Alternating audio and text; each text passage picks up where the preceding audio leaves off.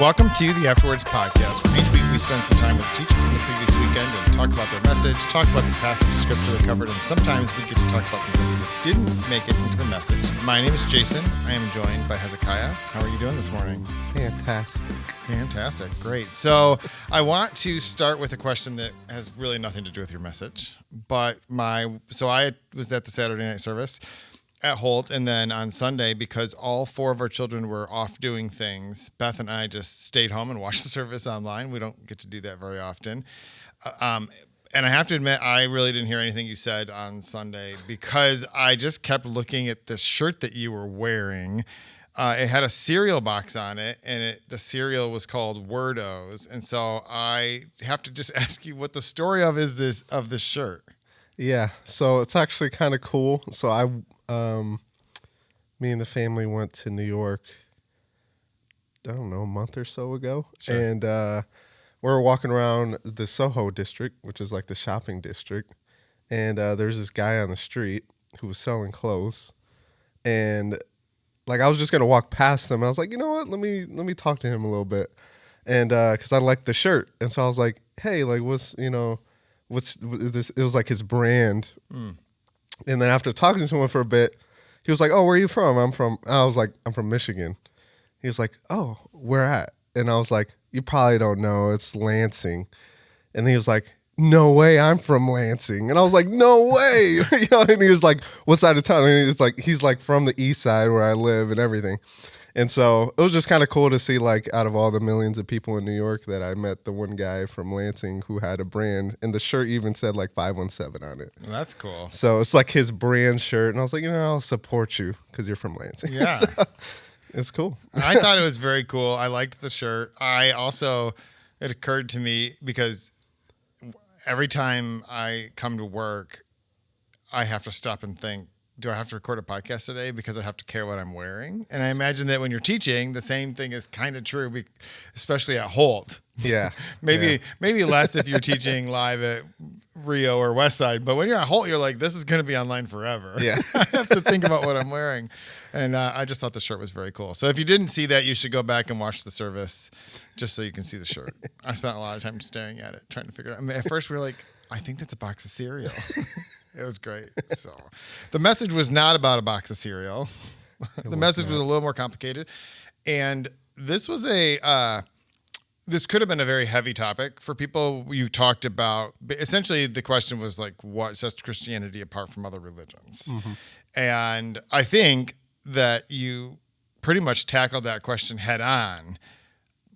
We did get a couple questions, and these were questions I warned you were going to come. Mm-hmm. Yep. Because your message did spend a lot of time talking about what sets Christianity apart from other religions. It spent less time talking about other religions, mm-hmm. right?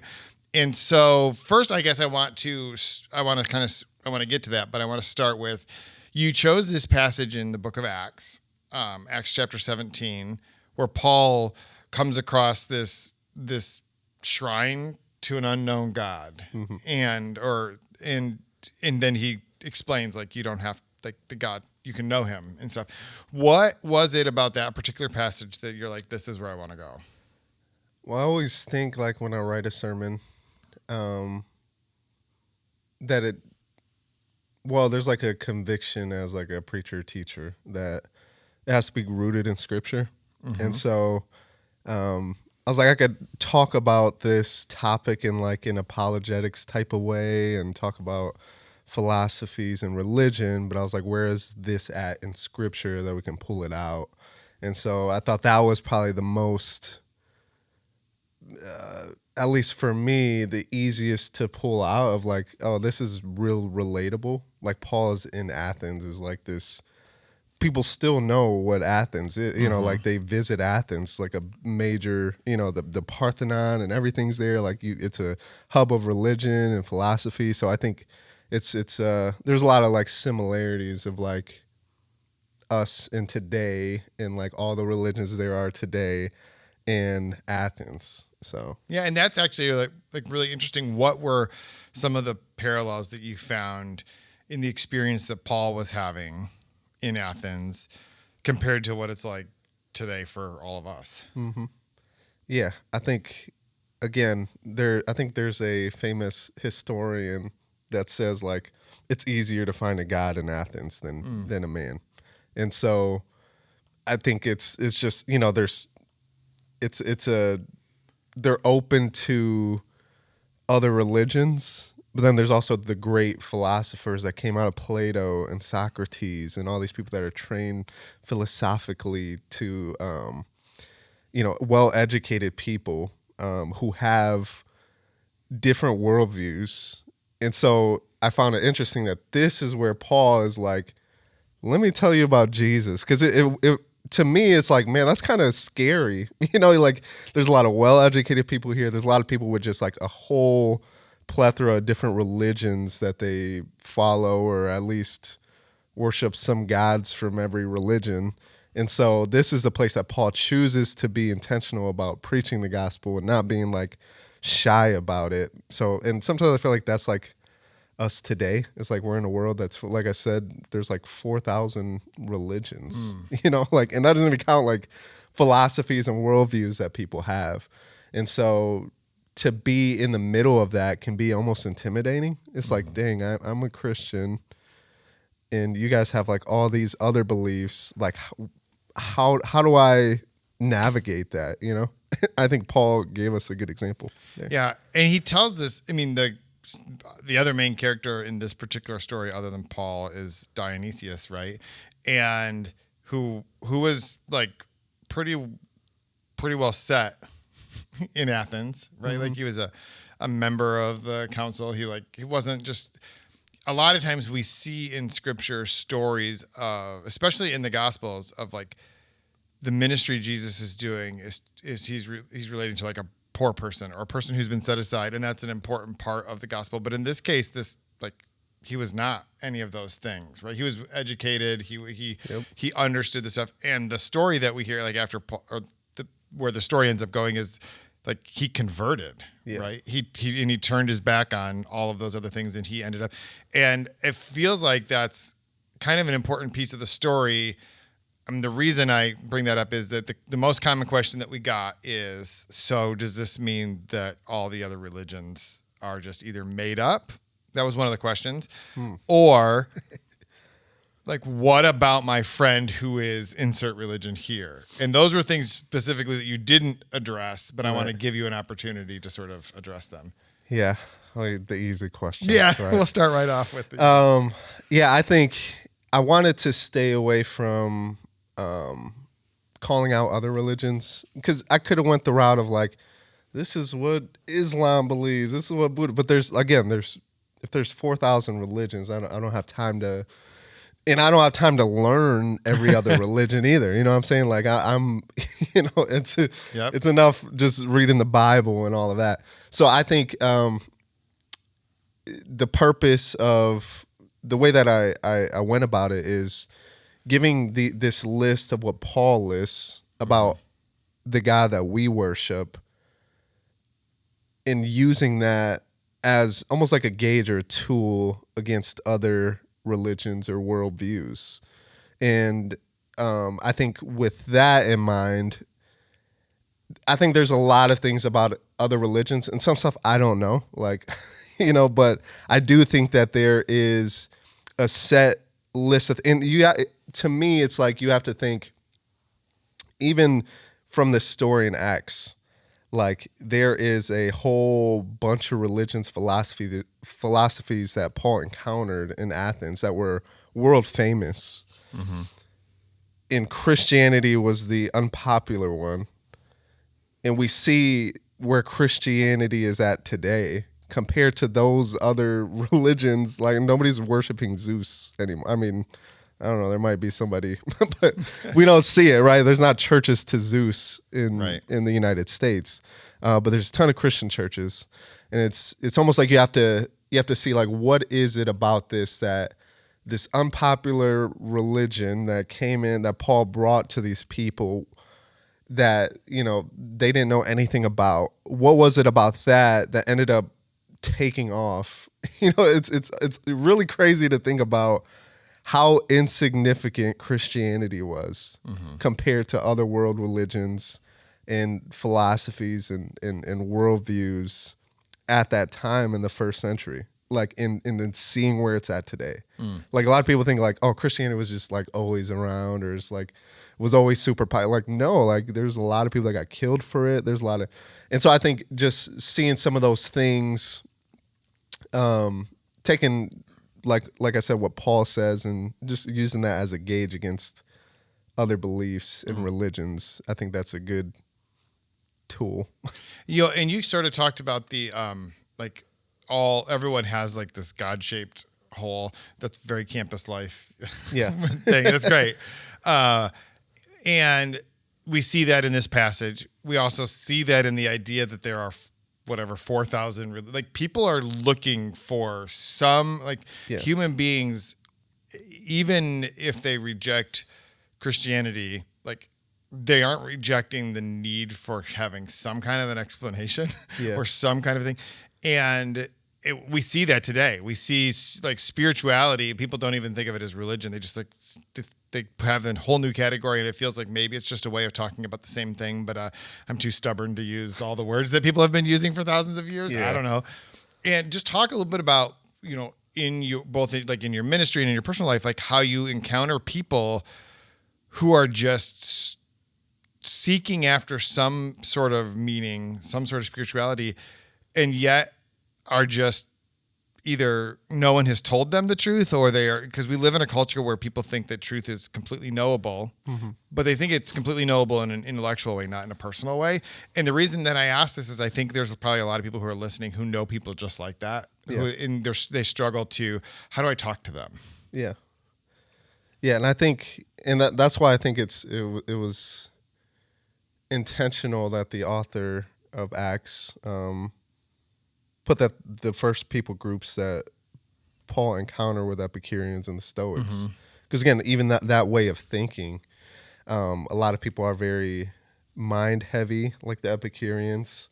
They don't really believe that there's a God, or there might be some higher power, but they're probably distant, or or the Stoics, who are like super spiritual people who are looking for God and nature and all other areas, just like, I think we encounter those same things today. And again, just thinking about Dionysus, like he would have most likely been well-versed and educated in all of these different philosophies and worldviews too. And so as he's listening to Paul debate with these Epicurean and Stoic philosophers, and even like the other Athenians, like he would have knew what they were talking about and the points that they were given. And who, I don't think he probably knew anything about Christianity at that point. And again, just thinking of like, he was pretty familiar with all those things, and still there's something that Paul was saying that pulled him in that direction. And I think people have a deep desire of finding purpose, and meaning in life, and then also just like there's just those existential questions of like, why am I here? Like the question we asked on Saturday. Why am I? Or like, what happens when we die? Like, I think every single person in their life will have to come across that question one time or another. And I think Paul gives a good example. I think Christianity gives the best answers for that. And to see like people who were atheists, and I was thinking of like, how would I, there's like so many stories and stuff that I like looked up of like these famous atheists who converted to Christianity, or like these famous, Muslim leaders that converted to Christianity. And it's just like, why? And I wish I could have like brought a bunch of those stories. But there's just something about Christianity. There's something about the God of the Bible that really just answers those questions.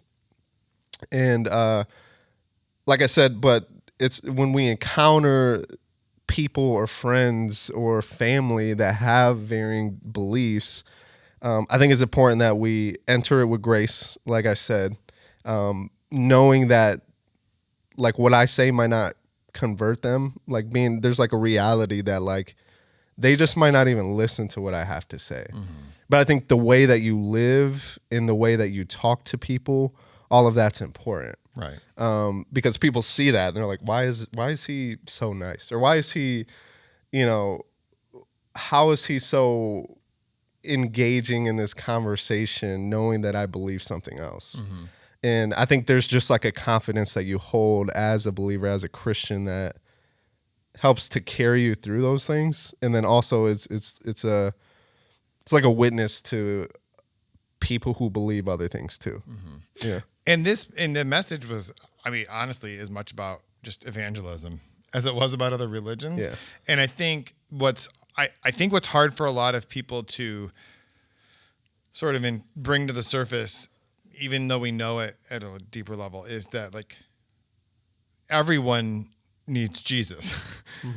And where that's difficult, I think, for people is like there are at least three major religions that all purportedly worship the same God, right? Christianity, Judaism, and Islam, right? They're all essentially rooted in the same, even this, I mean, like Jewish people, Muslims, they would read the same beginning of the Bible, right? Yeah. Like the story is the same, right? Yeah. It's the same God. And the distinction there is except for Jesus. Yeah. And I think it's hard for people to be like, but I know someone who is Jewish. I love them. And it feels like the question that they're asking is like, are we really saying that like that religion is not enough to get them to heaven? And you didn't say this explicitly, but I feel like if you love them, then you should tell them about Jesus, because yes, that's the case. Like the difference between Christianity and every other religion is Jesus, right? Is that kind of where yeah, and I think that's why Paul ends the way he did in Acts 17, is that he talks about this judgment from God of like, now that you know that you're offspring of God, like repent and turn to him, right? Like, and I think that's like the most, I was thinking about like, how am I going to talk about this? Because I feel like that's the part that is the biggest turnoff to Christianity, is that the consequence of unbelief. And so I was like, how am I going to, and then Paul portrays it like he just lays it out at the end. And it's literally like right after that, he gets cut off by people like, this guy is great. Like, let's, like, and it says that people just ignored him or they dismissed him. But then there were some people that followed him. So I think there's like this boldness that you have to have as a Christian. Like, Jesus is the only way. He says, I am the only way.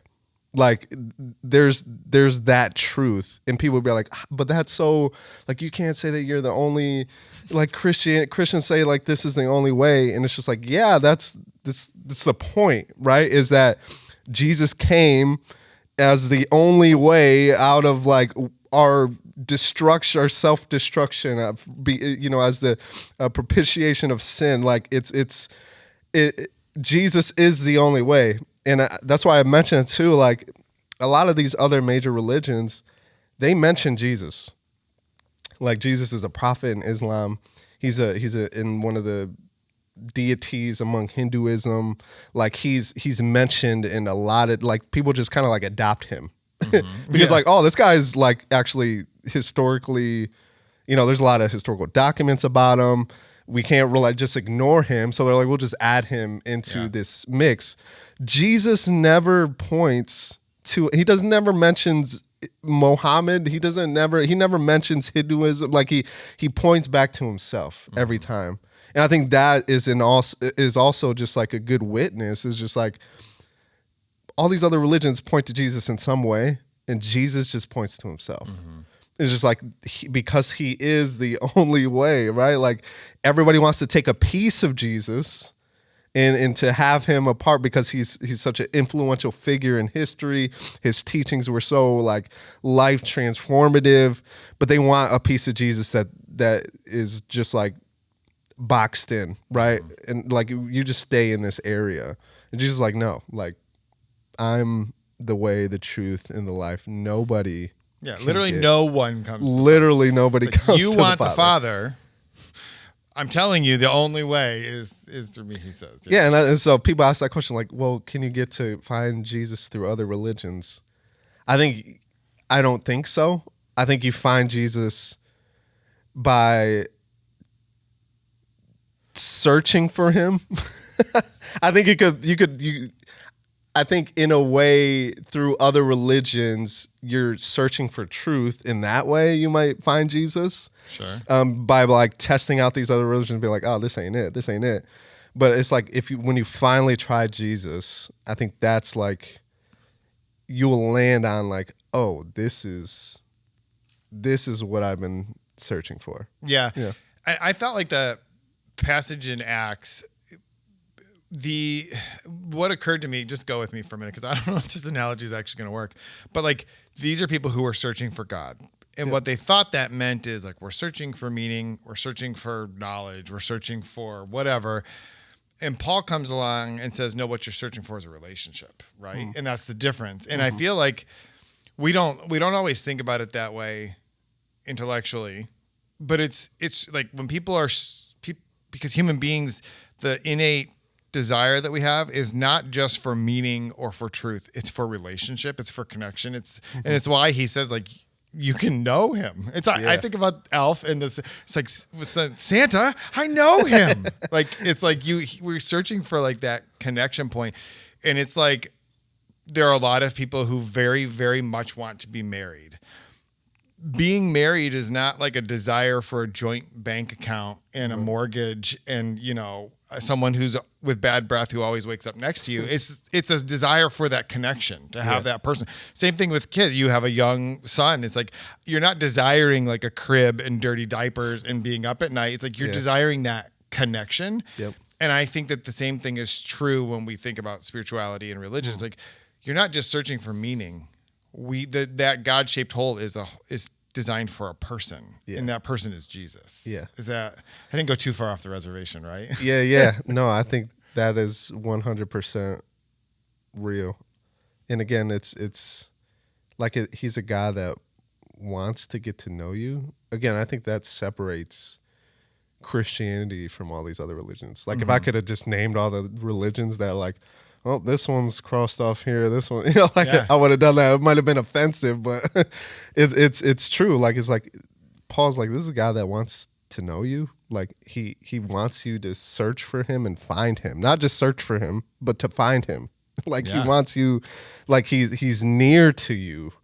Like what other God is like that? Like what? People would have been listening like what? Like we listen to these stories of Zeus and Athena and basically treat humans like slaves, and then you're coming here about this God who is like gives us meaning and purpose and who doesn't need anything. You're like, we're not here to like serve him grapes and like this is it's a totally radically different worldview and how God is laid out. And I think that's why some people follow him.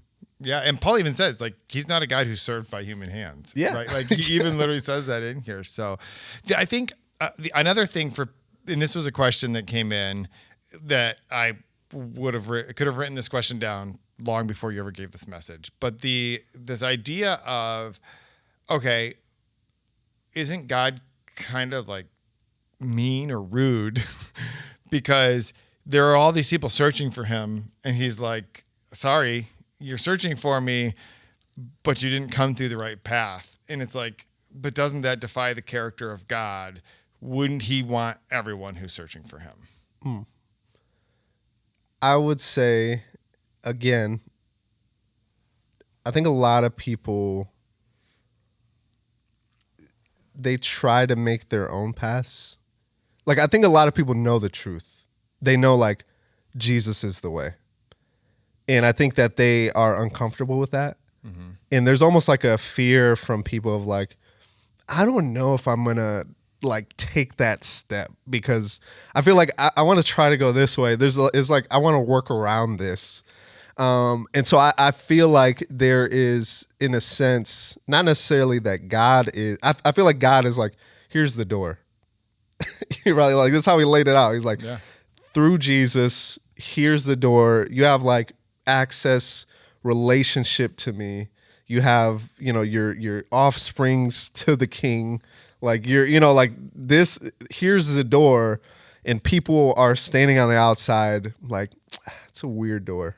Like, I don't like the way that door looks. I don't like the label on that door. Yeah, like this, I don't know, this other, they don't make me do all of that. Or they don't, like this other religion or worldview, like I don't have to like be associated with, like whatever it is, like there's just like, I don't know. There's people just aren't, or people are just afraid or intimidated to walk through that door, and it's like one of those things where it's like once you walk through it, it's life transforming. Yeah, like it changes all those worlds. It gets rid of all those fears, and that's why people are so passionate about Jesus, like because on the inside it's just like, wow, this is really like what I've been searching for. But you never know if you're just standing outside the door, Well, and I think that what I thought part of your answer might have been was like, yes, 100%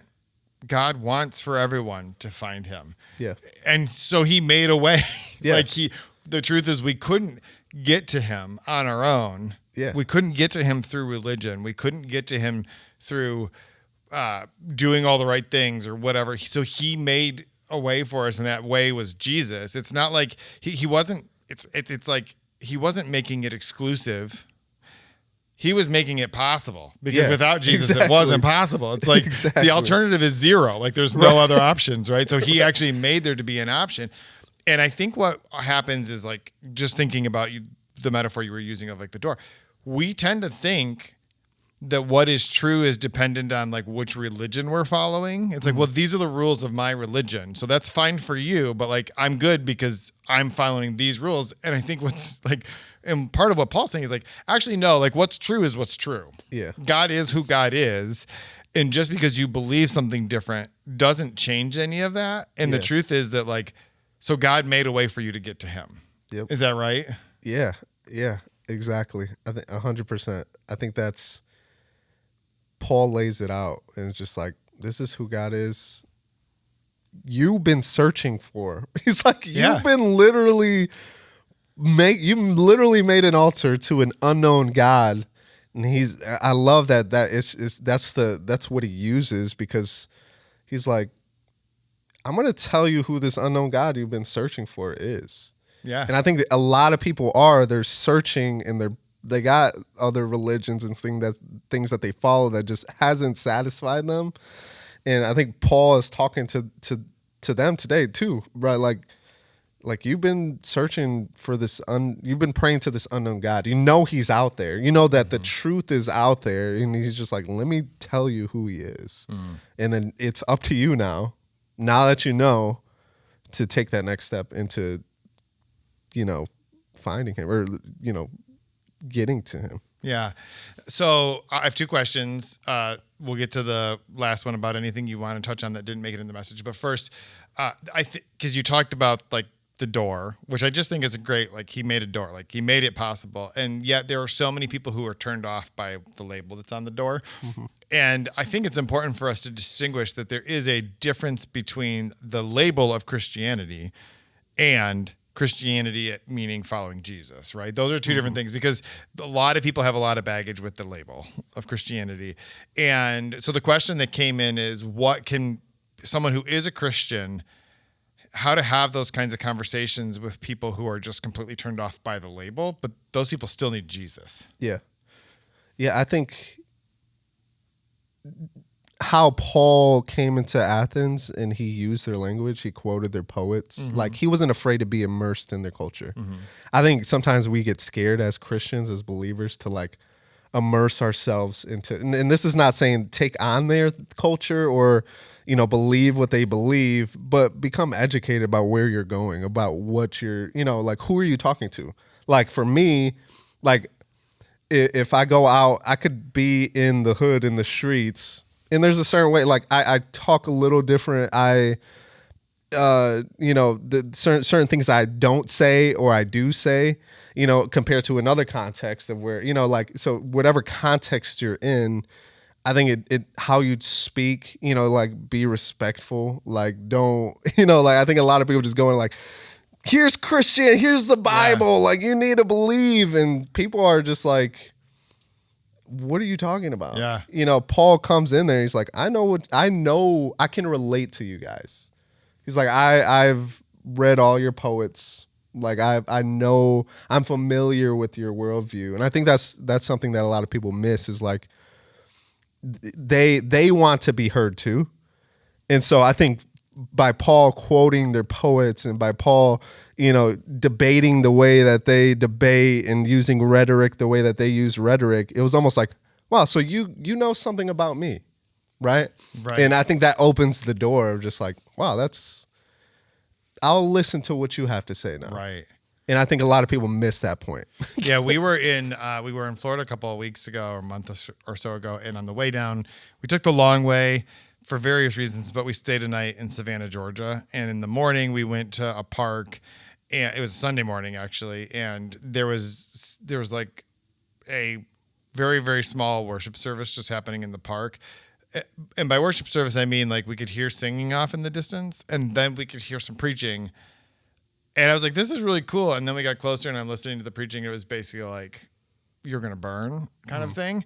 And then as we got closer, I'm like, there's only 2 people sitting there with them. Yeah. And I thought like, this is, so I'm not questioning their intentions by any means. What I'm saying is like, that's a very different approach than what we see from Paul here, because Paul was engaged with the people and just like you said, spoke to them in their language and was able to very quickly diagnose what is the thing that they really were after and give them that. Yeah. And what did he start with? He's like, this is who God is. Yeah. He loves you. He wants to be near to you. He doesn't want to be served by you. And then he talks about the judgment part very briefly at the end. And again, both are important parts, but like how he lays it out, I think it's just like, it's like a good evangelism tool. Right. Let's see how Paul did it in one of the most, well-known cities in ancient times. Yeah. It's like, we can use those tools too. Yeah. So was there anything that you didn't get to talk about that you'd love to just tap on here? I'm sure there's a lot of things, like 4,000 of the religions, but just anything you want to talk about here. Man, I feel like this could be a whole series of like, I think just like maybe some more apologetics, like things in there, some stories of like people that got converted or, but yeah, I don't know. That would be a lot. And I would throw in for people, if this is a topic that you're really interested in, it's not an apologetics book necessarily in that sense, but last week or a week or so ago, Noel and I threw in a Tim Keller book, The Meaning of Marriage. Maybe it was last week. I don't know. But I would also throw in another Tim Keller book, which is called The Reason for God. Mm-hmm. And it's just a great like way to sort of like think through and just spend some time going through that and kind of like internalizing and understanding, not necessarily the arguments for God, because we already believe that they're true, but just if it's a thing you're thinking about and having conversations, it's a really good book. So or Mere Christianity. C.S. Lewis, one of the most famous books of all time for Christians. Hard to read, but pretty applicable. That's great. So, well, Hezekiah, thank you so much for your time, and thank you to all of you who are listening, and we will talk to you again next week.